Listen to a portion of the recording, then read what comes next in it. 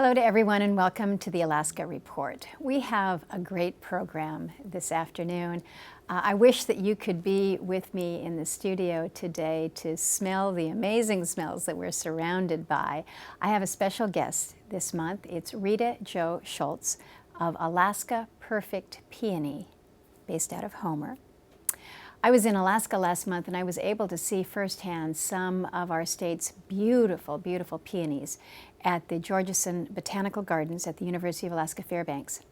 Peonies are one of our growth industries in Alaska, and it is really something that is just blooming beyond bounds, pardon the pun. But they can grow up to the size of dinner plates due to Alaska's unique climate and long hours of daylight. The intensity of the colors is something you just don't see anywhere else.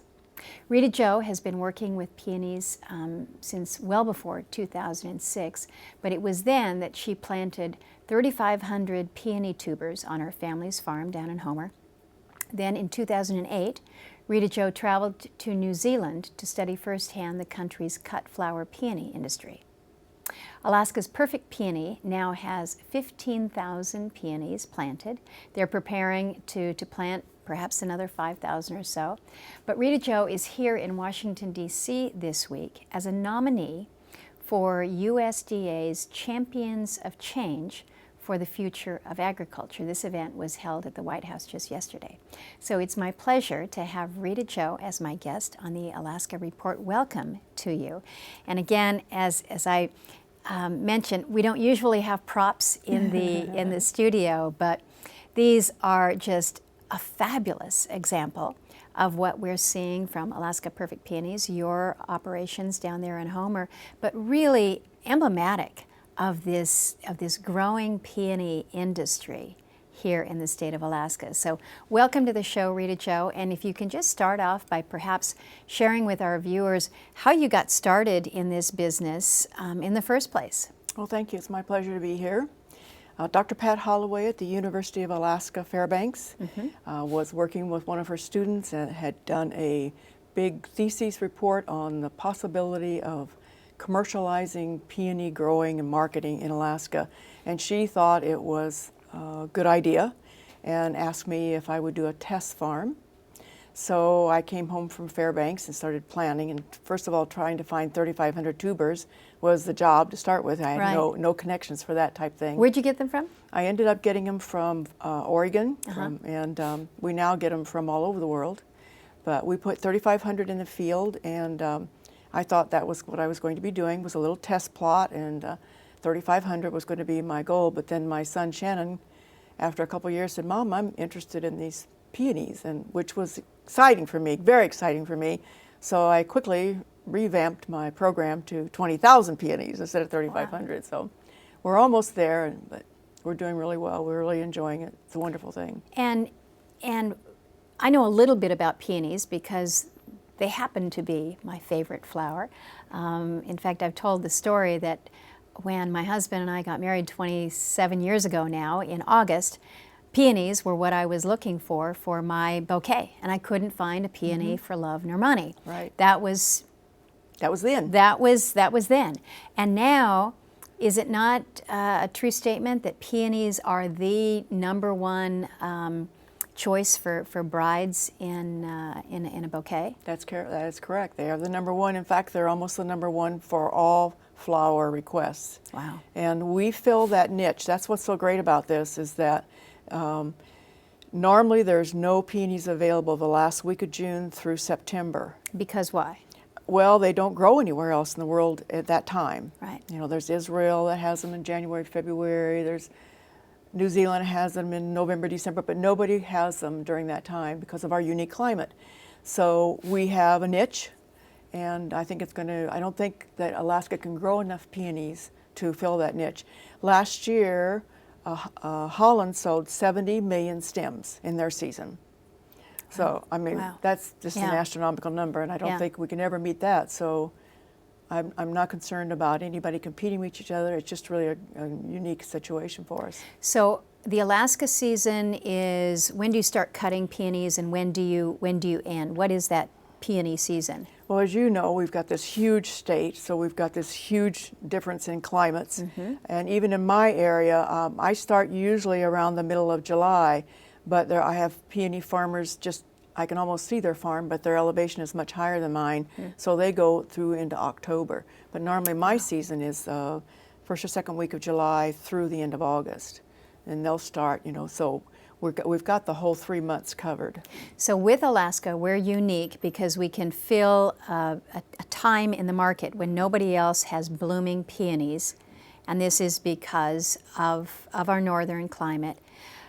Also, I mentioned in the opening about the size and the intensity that make the Alaska peonies more than just a little bit unique and bigger and better than anybody else's. But you were describing to me the shelf life, if you will. I mean, when you cut a peony to the time that peony no longer looks good. Can you talk about how the Alaska peonies are distinct from other peonies that way? Yes, we could store peonies. They are a real rugged flower, despite how they look. But if you have your coolers, we all have coolers where we store them, and if you have them stored properly, 33 to 34 degrees, and in certain types of plastic bags, we put them on shelves in plastic bags, they'll last up to 6 weeks. You can cut them and they will last up to 6 weeks. How long ago were these cut? Well, these Sarah Bernhardt's probably were cut 2 weeks ago and then kept in the cooler. And the whites weren't quite that long ago, but then they've been out of the cooler since Sunday, because I flew down on Sunday. They've actually been in my bathtub in my hotel with some ice around them. Story. I mean, you pick any other flower, and the thought that it would last a week is amazing. Right. But knowing that these were picked a couple weeks ago and that they could last in the vase up to 6 weeks it's an amazing story of the flower. We do subscription bouquets, so we deliver them to restaurants, and they take them and put them in their cooler in the evenings. So between that special care that they give them, when I go back the next week, they don't want me to deliver anymore because they're still viable. Wow. So they do last a really long time. So talk about this as a business operation, because you have your family farm, if you will. Your son is also growing peonies. You mentioned that we have a large state. We've got peony farms spread out. How many peony growers are we seeing in the state right now? Would you describe this as a growing, a burgeoning small business or cottage industry around the state? I think it is. I think it's going to be the #1 cash crop Alaska's ever seen. There's about 50 farmers right now, but kind of proof of my theory is that when they have conferences, last year they sold out. They actually couldn't take all the people because they didn't have room in the room, and I think it was 120 at that time. So our conferences are attracting a lot of folks that are really interested. I had a class last week, an all-day class, and the thing that I really enjoyed was I don't think anybody in the class was over 35. Oh, great. And as you know, our farmers their average farm age now is 58, so we're all looking for those new guys to come along. Well, now, many of us think we've got a green thumb. I'm not going to go out and buy 3,500 tubers and start watching them grow. How difficult is it to get into the business? Obviously, you need land that is suitable, good soil. What else do you need to be a peony farmer here? Well, if I could say one thing about the land, that's another unique thing about peonies is that it doesn't take acres and acres. You can get 3,500 peonies on a half an acre. Wow. So that's really they're cool. Pretty thick. So you don't have to have a lot of money invested in your land, but you do have to get your land up to speed. You have to get your soils up to speed. And then it's nice if you have some marketing skills, to go along with that. But to start up with, it takes about 3 years before they get to the marketing stage. Right, because they don't bloom. They will for a bloom, couple but years? you should cut the bloom off because you want all your energy to go into the root system, so you get a nice, viable, healthy plant to get through our long winters. And if you do that, then you'll be rewarded after that with a lot better plant, a lot more cuts. So. Okay, I've got to go back home to Anchorage and cut the blooms. I only have 2 blooms on this new peony bush, but I'll take care of that. So you you've got the land, but to process or to pack them. Talk a little bit about that, because that is an investment. Yes. I think there's going to be a lot of facets to this business eventually, you know. But to start off, if you're going to be a one-man show, you've got to have your land, you've got to have a processor, or you've got to have what we call a pack house. And the pack house needs to have a cooler in it that will keep your flowers at 33 to 34 degrees. If they are warmer than that, then they will continue to open. And what we ship is a real tight bud. We would never ship anything like this anywhere. Right. We ship a real tight bud. And so in order to have that, you do need the cooler. And that's one of the most important things. And that's probably the most expensive thing for a startup. Is the cooler. That's the correct, cooling facility. Yes. So you take it then from the pack house or the cooler to, you're obviously shipping them by air. And is how difficult to deal with are transportation costs to you as a grower? Well, that's another unique thing about the industry. I'm just telling you more and more good things here. You pack them up in a box, and FedEx drives up to my driveway at 8 o'clock every morning, and we load them in there, and off they go. And the buyer pays the shipping. The buyer is paying for the shipping via FedEx. And FedEx, you know, Alaska's a hub. Right. A huge hub. Right. You know, we're 9.5 hours from 90% of the world. And so because of that, we get a really good break on the rate. So we can compete with other folks with that shipping rate. Fabulous. Yeah, it's all good. Yeah, because when we think about some of the limitations on us as a state and our ability to really engage in much commerce outside of Alaska, we always cite our transportation costs as being a real impediment. So knowing that cost is picked up by the purchaser. So talk a little bit about your market. Is it mostly domestic? Is it international? You've mentioned Holland, of course, and their big market in cut flowers. But who do we sell to? Who do you sell to? I sell to the lower 48.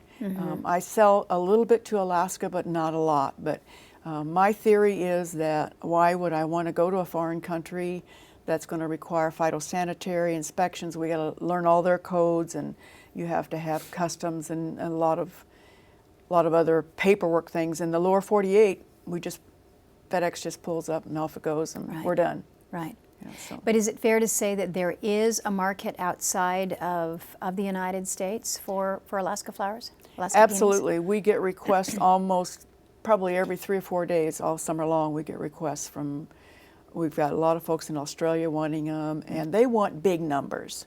You know, they want 50,000 stems a season.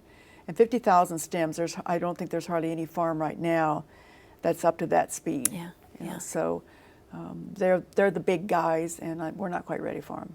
Yeah. But it's there. The market is there. It's definitely there. Yeah, yeah. Let me ask about your visit to the White House yesterday. I mentioned in the opening that you received the Champion for Change for the Future of Agriculture, the recognition as one of the nominees there through USDA. Tell us a little bit about what that was all about. Well, I was totally excited when I received this email that says you were invited to the White House. I thought, oh, great, I'm invited to the White House. I wonder why, because I was not expecting it at all. And then it talked about, and so I had to go online and find out what Champions of Change was all about. And I was just totally honored because almost all the time these type things are about food, because food is so important. And this is the first time that I know of that a cut flower person was recognized as being in the agriculture. And I've had some really good things happen from that meeting. I got to visit with Krista Harden, our, I always have to stop and think about what her title is. She's the district secretary, deputy secretary of the United States Department of Agriculture. That's such a big thing for me. Yeah, yeah. I got to visit her in her office and talk to her a little bit about our Alaska program. Great. And so do you think that you opened any eyes? I have to imagine that most people have no idea that we're growing cut flowers in Alaska. They think of us as cold and dark and not capable of producing something like this. I think that's an added benefit. I think there's some kind of little romance that's going along with that, you know, because even walking down the street carrying these flowers over here, people would stop me and ask me if I was selling them, and I said, no, these are from my farm in Alaska, and they would look at me and say, where, you know? I said, yes, these are from my farm in Alaska. Well, isn't it cold there all the time and dark, you know? So I think this is going to be an eye-opener for a lot of folks. Well, and it's such a pleasing eye-opener. You know, one of the successes that we've seen in Alaska with our wild Alaska salmon is people have come to appreciate the fact that it is tasty, it's good for you, and it's kind of the best of the best. And so we've done a pretty good job in branding our wild salmon, and that helps when you're trying to command a higher price. Do you see a future for kind of the brand of Alaska peonies as opposed to a peony that's grown here in the lower 48? I definitely see that. The Alaska Peony Growers Association is working on that. It's a new industry. We're struggling to get money to pay for these type things. These things are really expensive to do, and the membership is new and learning and aren't sure of the value of different things. So as we mature, not only as an industry, but as the growers mature into the scene, so to speak, I think that's going to happen. WUSADO is coming to Alaska next week, or I'm sorry, in August, to talk about branding to folks and about some grants they have available for that. So I'm looking forward to that. Good, good. So the discussion about your meeting over at the White House and the recognition that you have received for being one that's not in traditional agriculture, growing food, but growing flowers.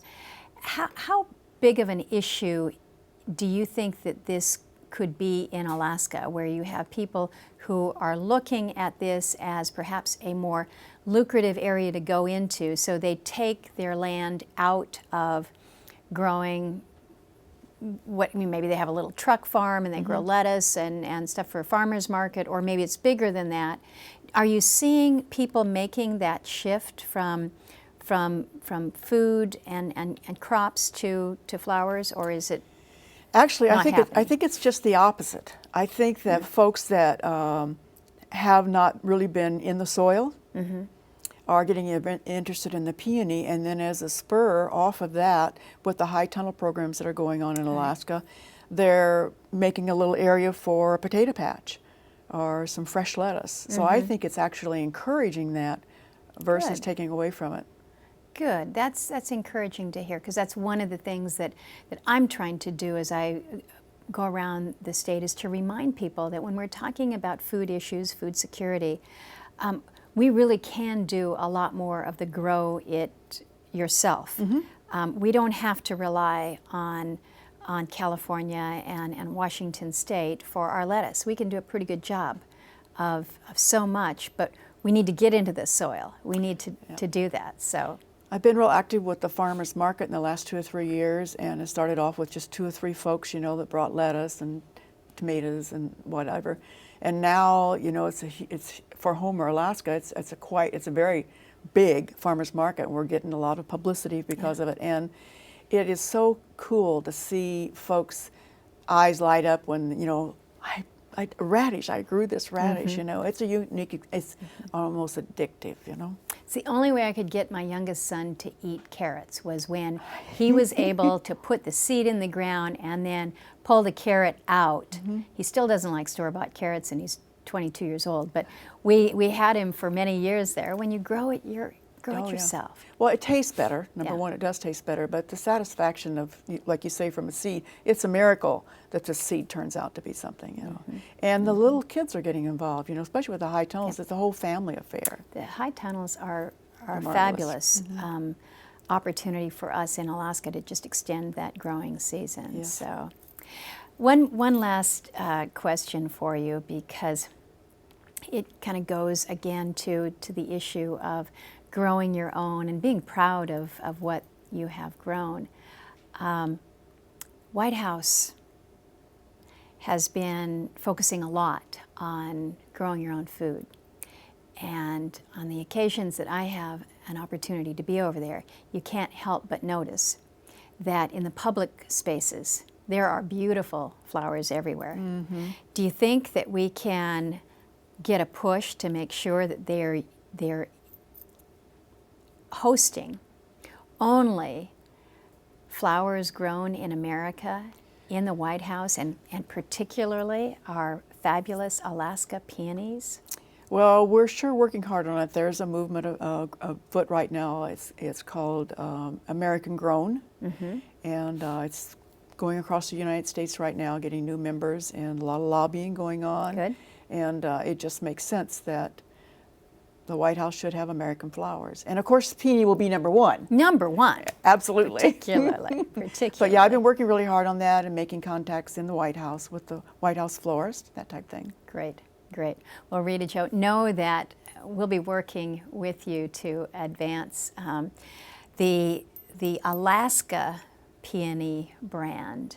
Thank you. Not only here in Washington, D.C., but really around the country. It's a fabulous, fabulous story that you clearly have been in on the ground floor there, but to watch these smaller businesses Right. take off, allowing families to really kind of dig in, I'm sorry for all the puns, but allow for such an amazing industry to flourish, and the joy and happiness that these amazing blooms bring is just great. So Thank you. thank you. Thank you very Thank you much. for joining us today. This will bring this edition of the Alaska Report to a close.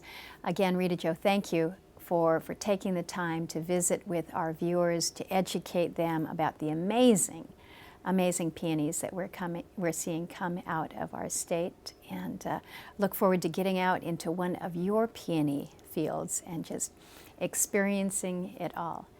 And to those of you who've joined us, thank you so much, and we will see you next time on the Alaska Report.